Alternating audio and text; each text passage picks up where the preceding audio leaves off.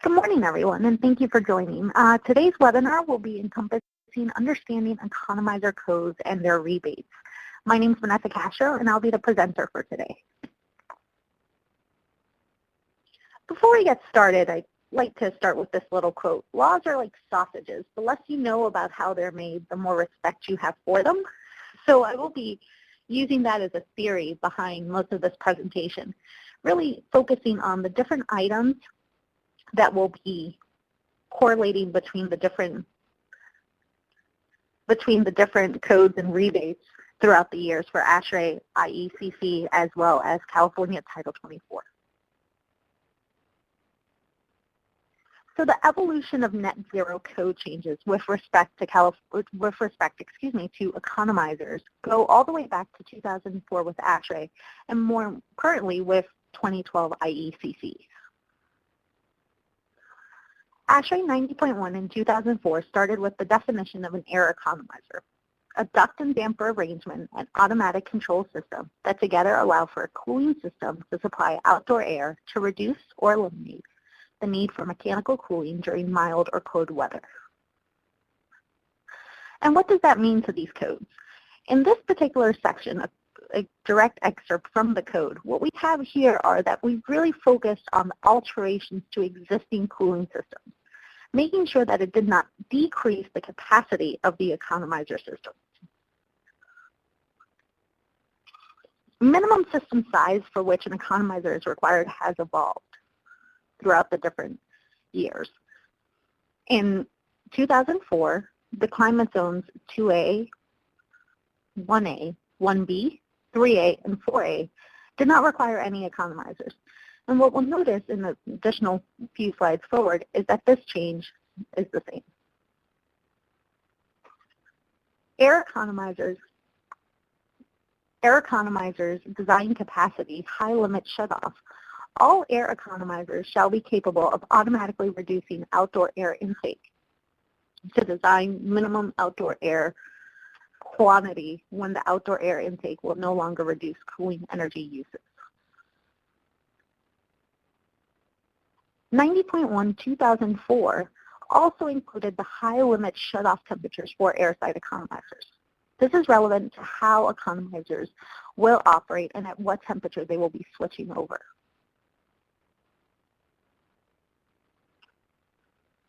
IECC 2006 leveraged a lot of the information from the previous ASHRAE codes into their standards. The International Energy Conservation Codes usually do things like this. They leverage the previous year for ASHRAE and incorporate them into something a little more modern. ASHRAE 90.1 in 2007 has some of the most relevant codes that are still used by many states today. The demand control ventilation was the first time this was integrated. It's a ventilation system capability that provides for automatic reduction of outdoor air intake below the design rates of when the actual occupancy of spaces served by the system is less than the design occupancy. What this entails is CO2. As it's shown in section 6.4.3. Demand control ventilation is required for spaces larger than 500 square feet. More importantly, with the design occupancy for ventilation of greater than 40 people per 1,000 square feet. Economizer requirements per 90.1 2007 leverage those of 2004, with sections 1, 2, 3, and 4 not requiring any economizers. But sections 3, 4, 5, and 6 in the dry climates do require economizers. IECC 2009 moved some of the climate zones that did not require economizers to the sections that did require economizers for units greater than 54,000 BTUs. And they also incorporated demand control ventilation into their codes and standards that really leveraged what is existent in ASHRAE standards. Switching gears a little bit to the standard for design of high-performance green buildings, or the Green Buildings Bible, as some people refer to it, in 2009. What they've done is they've dropped the requirement 4 when the economizer is required to 33,000 BTUs. And they also included a note that said, rooftop units with a capacity of less than 60,000 BTUs shall have 2 stages of capacity control. First stage for cooling with the economizer, and the second stage to add mechanical cooling. In 2009, what they also required were different climate zones to only use certain control types. Climate zones 1A, 2A, 3A, and 4A only required differential enthalpy. However, the other climate zones, you had an option between differential enthalpy or differential dry bulb. They additionally were heavy in referencing ASHRAE standard 90.1 for demand control ventilation.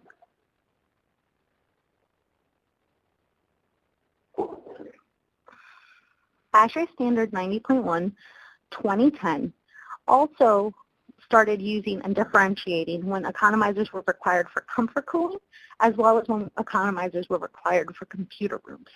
As you can see, the differences in comfort cooling BTU tonnage, as well as the differences for economizers for computer rooms. If we use the same map that I referenced earlier, what it shows is now only region 1A did not require economizers. This is the most current of ASHRAE standards and the one that the majority of the states use currently. The other climate zones and the other dry types will require economizers greater than 54,000 BTUs or 4.5 tons.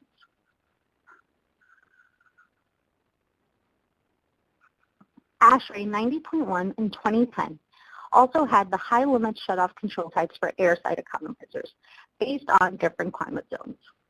More importantly, they added fixed dry bulb, the climate zones 1A, 2A, 3A, and 4A.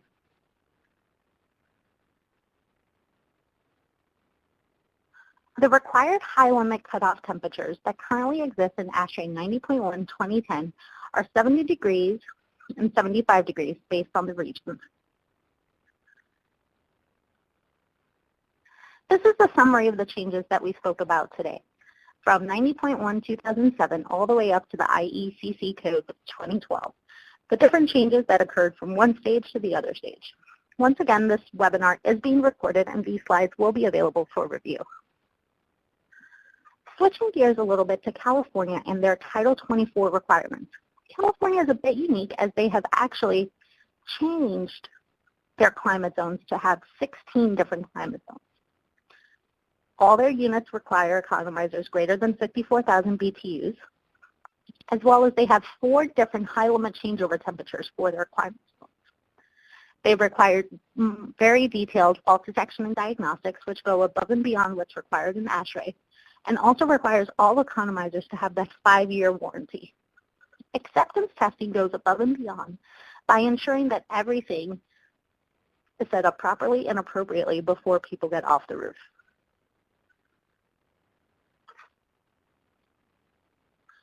So with that, if there are any questions, please feel free to type in the questions in the chat box, or you can contact us at email via marketing@us.belimo.com, or you can visit www.zipeconomizer.com. So we can open up for any questions that we may have.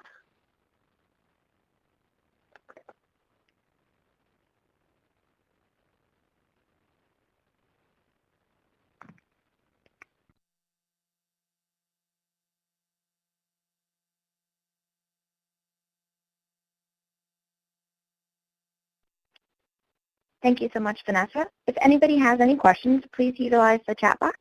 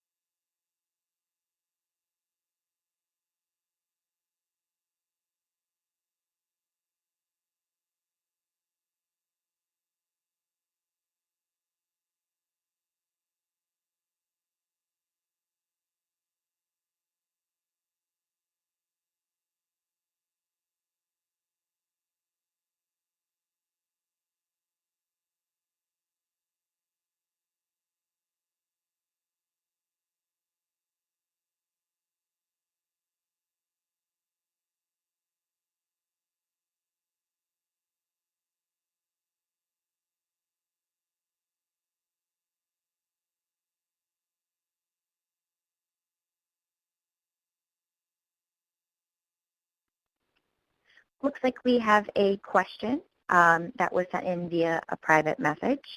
So this participant is asking, do you see the next round of ASHRAE code changes leaning towards California Title 24 requirements?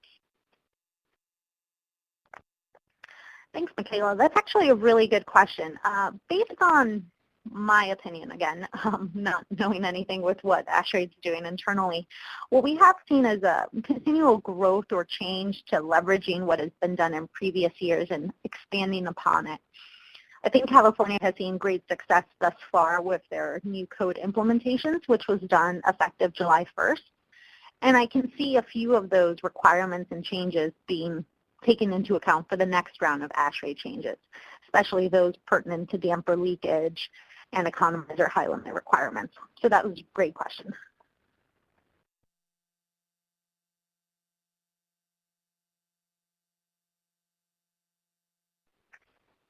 Again, if you have any further questions, please utilize the chat box, or you can email us at marketing@us.belimo.com.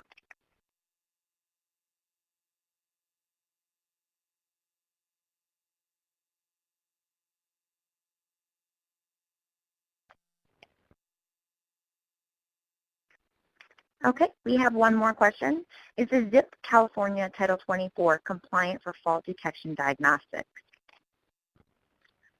The ZIP is actually California Title 24 compliant when it comes to fault detection diagnostics. We submitted in what seems about a 30-page documentation detailing all of our testing attempts and all of our testing protocols for the ZIP in line with what they are requiring for the manufacturers.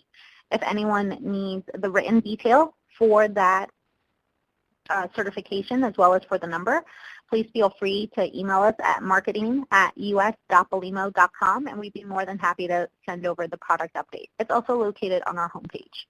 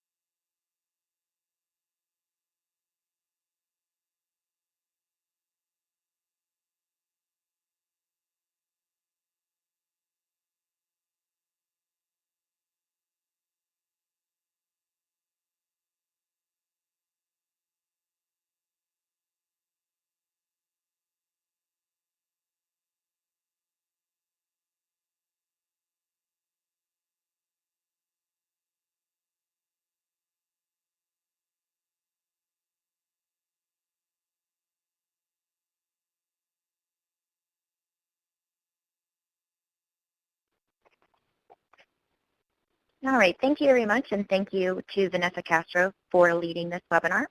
Again, if you have any further questions, please feel free to email us, and don't forget to visit us at www.belimo.us or www.zipeconomizer.com. Thank you, and have a great day.